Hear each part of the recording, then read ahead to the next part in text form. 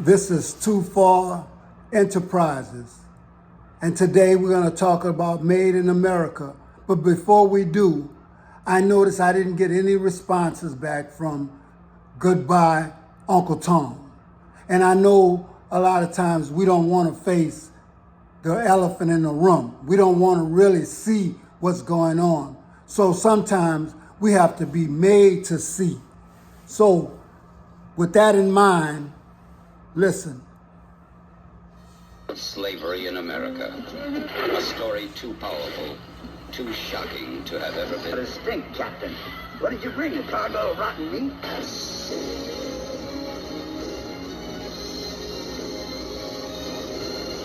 Step right up, folks. It was a time when humans were bought and sold like animals. A time of humiliation and horror.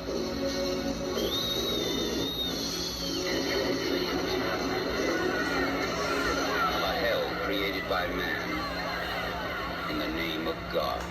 God decreed by law that slavery be honored and obeyed, being his ordainment. Jesus himself established by law the relation of master and slave. The strong were bred like cattle. Nice little mare.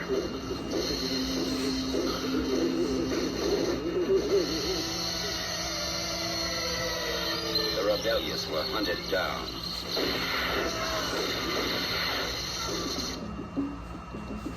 And the weak were used for every pleasure that man could devise. It was a time of chains and cages, of incredible cruelty and hatred and revolt. The uncompromising camera of Jacob Petty, maker of Mondo Cane, recreates this time with soul-shattering truth. To make the unbelievable unforgettable. Farewell.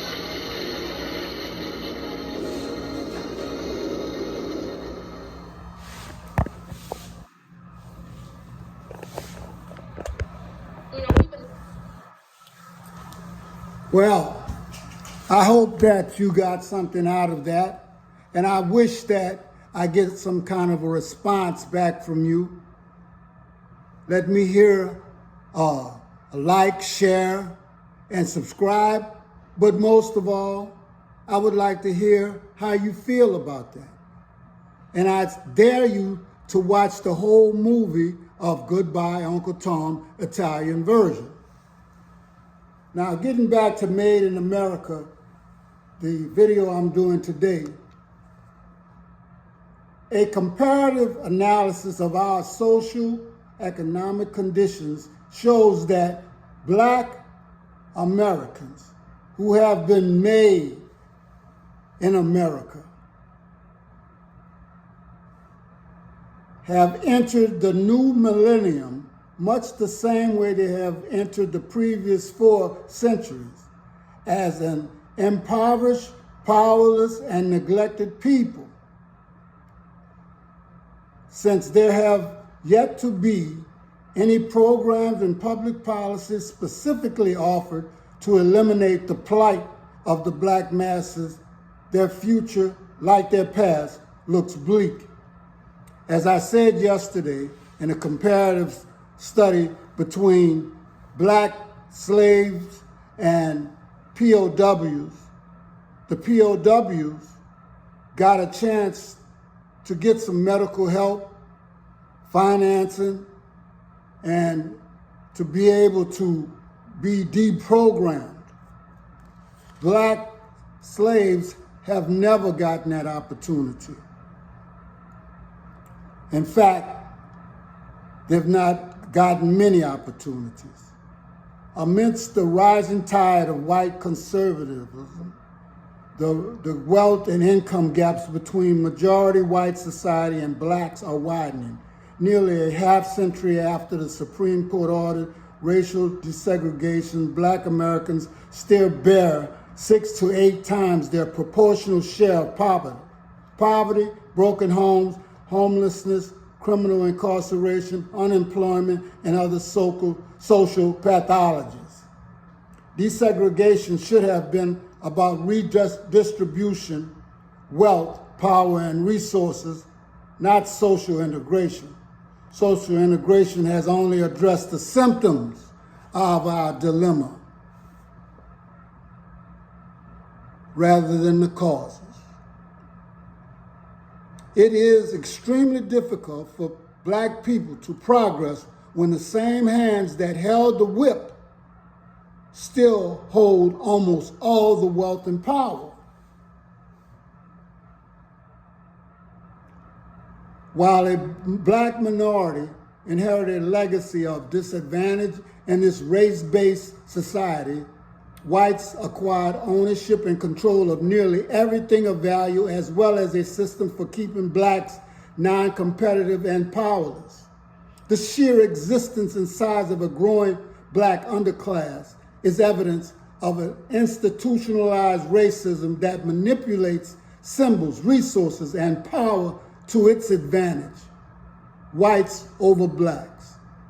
The reality of Black America's dilemma is that they are predestined to become a permanent underclass if they do not break free of the numerous disadvantages they have inherited. Blacks should get off of the social road to nowhere. There are no yellow brick roads to the future, nor will blacks simply stumble into wealth and power in a competitive society. To find a better road requires blacks to unlearn old behavior models, strategies, and learn helplessness in race matters. Blacks must understand the nature of the competitive race and make a radical metamorphosis. They must decide whether they want to get out in front of their competitors and work hard to get there first. If blacks compete, they can expect to succeed and survive in the race for wealth and power. Race is about financial, political, and social currencies. It is a form of stored wealth and power. Whiteness has monetary value, privilege, first-class citizenship. Knowing the origin and nature of the value of race is essential to any analysis of Black America's dilemma. It is important that blacks know why the race problem exists, refuses to die, and how it is used to keep a non-competitive and powerless group. This was made in America. We were made in America. We are that group. The word race first appeared with the emergence of the slave practice in the 16th century.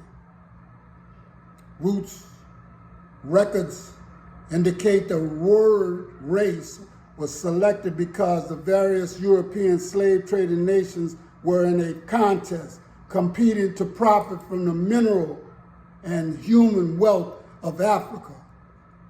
The prize for winning the race was the power to develop Western civilization using the wealth extracted out of Africa and out of us. We were that prize. We are made in America. Black people were non-competitors in the race. They were simply the prizes so that they could neither play nor win.